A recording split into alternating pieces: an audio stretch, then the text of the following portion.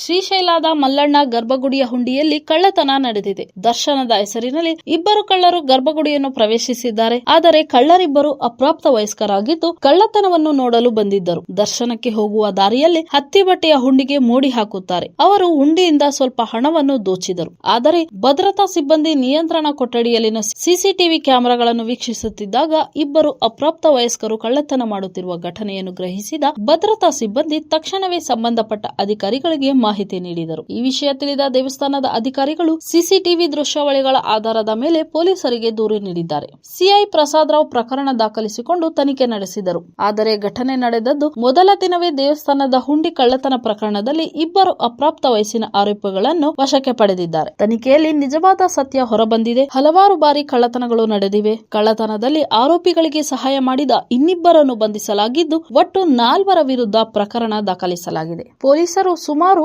10,150 ರು ನಗದುಗಳನ್ನು ವಶಪಡಿಸಿಕೊಂಡು ಆತ್ಮಕೂರ್ ನ್ಯಾಯಾಲಯಕ್ಕೆ ಹಾಜರುಪಡಿಸಲಾಗಿದೆ ಎಂದು ಶ್ರೀಶೈಲಂ ಸಿಐ ಪ್ರಸಾದ್ ರಾವ್ ಮಾಧ್ಯಮಗಳಿಗೆ ತಿಳಿಸಿದ್ದಾರೆ.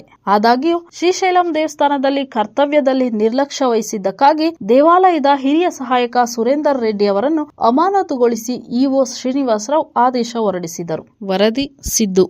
ಮೆಂಡು ನ್ಯೂಸ್ ನೆಟ್ವರ್ಕ್, ಸತ್ಯದ ಕನ್ನಡಿ.